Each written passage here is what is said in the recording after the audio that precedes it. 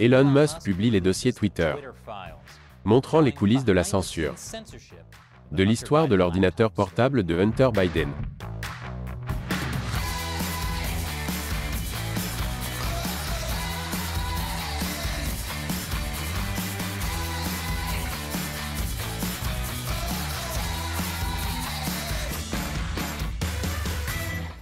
Bienvenue à l'émission Amérique dévoilée, je suis Chris Chappell. Beaucoup de gens pensent que les plateformes de médias sociaux comme Twitter devraient modérer le contenu pour empêcher la propagation de la désinformation, des discours de haine, et cette mode de la charcuterie. Ok, peut-être que la dernière ne concerne que moi, mais quand même, il faut que ça cesse. C'est la façon la plus prétentieuse de se donner des calculs rénaux. Mais le PDG de Twitter, Elon Musk, qui se présente comme un absolutiste de la liberté d'expression, estime que Twitter est allé trop loin dans la modération de ses contenus. Depuis son arrivée à la tête de l'entreprise à la fin du mois d'octobre, il a procédé à de nombreux changements. Le dernier en date est la révélation de documents internes montrant la censure par Twitter de l'histoire de l'ordinateur portable de Hunter Biden. Un bref résumé de l'histoire explosive de l'ordinateur portable, car octobre 2020 semble remonter à 10 ans. Des questions avaient déjà été posées sur les relations d'affaires de Hunter Biden avec une société énergétique ukrainienne. Et si le vice-président Joe Biden a fait pression sur le président ukrainien pour qu'il renvoie un procureur qui allait dénoncer la corruption dans cette même société énergétique. Le fait est que, si cela s'avère vrai, cela signifierait que Joe Biden a utilisé son mandat politique pour des faveurs familiales personnelles. Joe Biden avait affirmé que ses actions n'avaient rien à voir avec l'affaire de son fils. Il a également déclaré qu'il n'avait jamais discuté d'affaires avec son fils. Mais les emails de l'ordinateur portable de Hunter ont montré que ce dernier avait en fait présenté à son père un homme d'affaires ukrainien de cette société énergétique. Et sans rapport. L'ordinateur portable contenait aussi des photos et des vidéos de Hunter fumant du crack et ayant des relations sexuelles avec des prostituées. Ce qui est bizarrement moins grave que la première chose. Le New York Post a publié l'histoire du portable, mais Twitter a ensuite censuré tous les liens vers cette histoire. L'excuse de Twitter était qu'il ne voulait pas promouvoir un contenu piraté. Mais en réalité, les employés de Twitter craignaient sans doute que la publication de ce matériel ne fasse perdre Joe Biden face à Donald Trump lors de la prochaine élection, qui n'était que dans un mois. Maintenant qu'Elon Musk est à la tête de Twitter, il dénonce cette censure dans ce qu'on appelle les dossiers Twitter. C'est grâce à l'aide du journaliste d'investigation Matt Taibbi. Bien qu'ils auraient probablement dû choisir un meilleur nom. Dossier Twitter semble décrire des gens qui aiment vraiment utiliser Twitter. Et ça n'existe pas. Mais les dossiers Twitter, comme le dit Matt Taibbi, c'est un récit à la Frankenstein d'un mécanisme construit par l'homme qui a échappé au contrôle de son concepteur. Une histoire à la Frankenstein? Un conte où les étrangers sont impatients de vous faire remarquer que vous avez tort. Comme par exemple que Frankenstein était le nom du docteur, pas du monstre idiot. Ouais, ça ressemble à Twitter.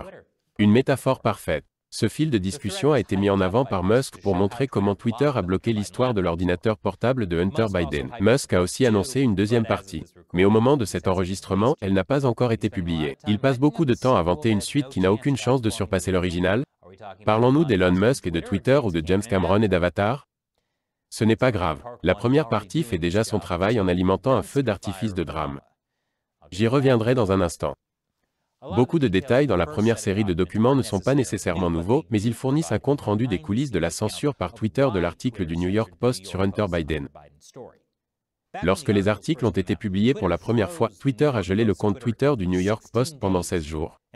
Et a empêché les internautes de publier les liens vers l'article sur Hunter Biden dans les messages et les messages directs.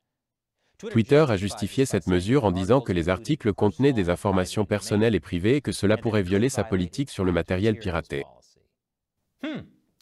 Pourtant, Twitter semblait parfaitement d'accord pour laisser les gens partager des photos de planches de charcuterie, qui sont littéralement composées de matériel piraté.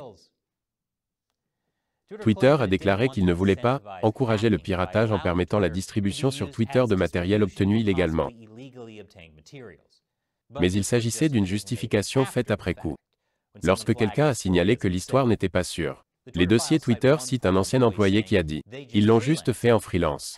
Le piratage était l'excuse, mais au bout de quelques heures, à peu près tout le monde a compris que ça ne tiendrait pas. Mais personne n'a eu le courage de l'inverser. Les captures d'écran des emails montrent à quel point Twitter était incertain. Ici, on peut voir Trenton Kennedy, alors responsable de la communication politique aux États-Unis, se battre pour comprendre la base politique pour marquer l'histoire de Hunter Biden comme non sûre, mais penser que le meilleur argument serait que Twitter attendait de comprendre si l'histoire était le résultat de matériaux piratés. L'ancien vice-président de Global.com Brandon Borman a demandé si Twitter pouvait sincèrement affirmer que cela faisait partie de la politique de piratage. Ce à quoi certains cadres de Twitter ont répondu par l'affirmative. Yoel Ross, alors responsable mondial de la confiance et de la sécurité chez Twitter, a affirmé que la base de la politique était le matériel piraté, même si les faits restaient flous. Il a préféré éviter que l'histoire de Hunter Biden ne soit amplifiée.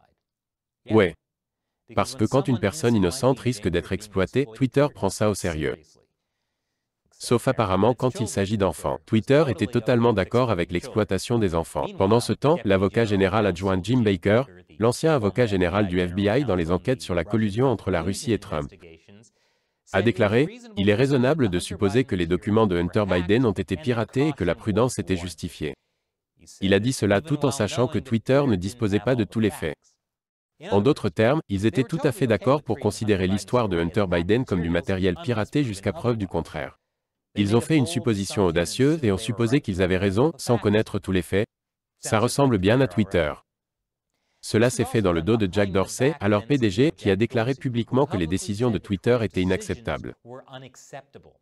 Quelques jours avant la publication des dossiers Twitter, même l'ancien responsable de la confiance et de la sécurité de Twitter, Yoel Ross, a admis que la censure de Twitter était une erreur. Mais cela a soulevé de nombreuses questions sur la liberté d'expression et sur la façon dont Twitter a pu enterrer des informations avant une élection. Je vous en dirai plus après la pause. Bienvenue à nouveau, nombreux sont ceux qui s'indignent de la censure par Twitter de l'article sur Hunter Biden publié par le New York Post, mais pour des raisons différentes. Certains journalistes qui penchent à gauche disent que la controverse sur les dossiers Twitter consiste simplement à ce que Matt Taibbi fasse un travail de relations publiques pour l'homme le plus riche du monde. Ce n'est pas du tout un scénario. Tout le monde a certainement trouvé ces mêmes mots de leur propre chef. La raison pour laquelle ils disent cela est la façon dont Musk collabore avec Taibbi pour publier des documents, par opposition à Taibbi qui publie des documents de son propre chef. Il souligne également que Taibbi ne publie pas toutes les informations afin que d'autres médias et universitaires puissent les examiner. Donc, au lieu de tout publier d'un coup, ils sont furieux qu'il n'en donne que quelques morceaux à la fois.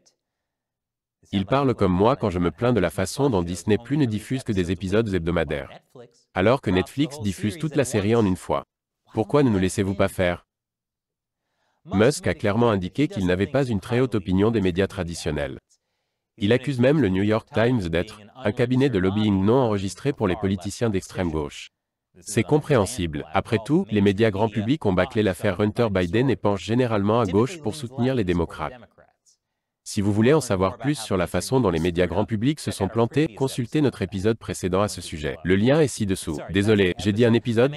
Je voulais dire nos épisodes. Les médias grand public ont bâclé l'histoire de Hunter Biden plus souvent que les films X-Men ont bâclé l'histoire de Dark Phoenix. Pourquoi est-ce si difficile d'avoir raison? Maintenant, à droite et au centre de la politique, beaucoup de gens disent « Oui, bien sûr, Twitter l'a censuré, nous vous l'avions dit ». Selon les dossiers Twitter, le représentant Ro Khanna, un démocrate, a envoyé un courriel à Vijaya Gadde, alors responsable des affaires juridiques, de la politique et de la confiance chez Twitter, au sujet des réactions négatives concernant la liberté d'expression. Madame Gadde a répondu en expliquant que Twitter avait publié un fil expliquant sa politique. Mais Monsieur Khanna a envoyé un nouveau courriel invoquant la crainte d'une violation des principes du premier amendement pour la liberté d'expression, qui suscitera plus de réactions négatives qu'elle ne fera de bien. Twitter a également reçu un avertissement par le biais d'un courriel de NetChoice, une société de recherche. Cet email contenait les détails d'une enquête menée auprès des républicains et des démocrates, dont les résultats mettaient en garde contre un bain de sang lors des prochaines audiences du Congrès. Des années plus tard, la menace d'un bain de sang est toujours d'actualité. Les républicains de la Chambre des représentants, qui contrôlent désormais la commission judiciaire, promettent d'enquêter sur l'ancienne responsable de Twitter, Madame Gadde, pour son rôle dans la censure de Twitter. Beaucoup sont enthousiastes à l'idée de rechercher le lien entre Big Tech et la collusion du Parti démocrate. Après tout, il est bien connu que Twitter penche fortement à gauche pour soutenir les démocrates. Je veux dire, pourquoi pensez-vous que l'oiseau Twitter est bleu? Pensez-y. De plus, lors des dernières élections, les employés de Twitter ont largement soutenu les candidats démocrates, plus de 10 fois le montant qu'ils ont donné aux républicains. Les dossiers Twitter ne contiennent pas de preuves concrètes de la collaboration du Parti démocrate avec Twitter. Mais beaucoup soulignent que l'équipe de campagne de Biden a demandé à Twitter de supprimer plusieurs tweets. Ce qu'elle a fait. Elon Musk suggère que c'est un cas où le gouvernement donne des ordres pour violer le premier amendement. Pour être clair, Biden n'était qu'un candidat à l'époque, et le fait que le Parti démocrate fasse des demandes n'est pas identique au fait que le gouvernement fasse des demandes. En plus de cela, un grand nombre des liens que les démocrates ont demandé de supprimer étaient des liens pornographiques de Hunter Biden. Matt, peux-tu confirmer qu'il s'agit bien de porno de Hunter Biden?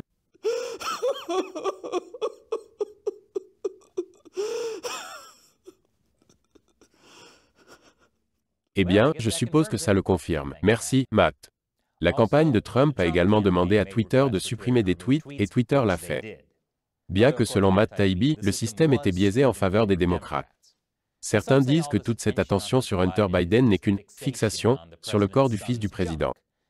D'autres disent qu'il s'agit simplement de photos et de vidéos dénudées diffusées sans consentement, et que Twitter ne fait qu'exercer son droit de modération en les supprimant. Après tout, il n'y a pas de droit constitutionnel à poster des photos de bites. Même si je suis sûr que beaucoup de copains de la fac font une pétition pour que cela devienne le 69e amendement. Mais l'avis de Hunter Biden n'est pas le problème. Le problème est que Twitter a censuré des histoires désagréables mais vraies sur le fils d'un candidat à la présidence juste avant une élection. Le fait que les dossiers Twitter ne prétendent pas que le gouvernement a été impliqué dans l'histoire de l'ordinateur portable fait paraître Twitter encore pire. Car cela signifie que Twitter a pris l'initiative de bloquer l'histoire de Hunter Biden, personne ne les y a obligés. Cela expose Twitter à des accusations de partialité politique, surtout lorsque l'ancien directeur de Twitter, Yoel Roth, admet qu'il n'aime pas les personnalités de droite comme The Babylon Bee et Libs of TikTok, et qu'il s'en tient aux politiques interdisant les propos déplacés, parce qu'il ne tolère aucun type d'abus sur la plateforme. Sauf si bien sûr les victimes sont des enfants. Que pensez-vous des dossiers Twitter? Laissez vos commentaires ci-dessous. Et si vous aimez cette émission, n'oubliez pas que nous dépendons principalement du soutien direct de téléspectateurs comme vous. Il suffit d'$1 par épisode sur notre site de financement participatif Patreon. Visitez patreon.com/America Uncovered pour en savoir plus. Cliquez sur le lien ci-dessous. Encore une fois, je suis Chris Chappell. Merci d'avoir regardé Amérique dévoilée.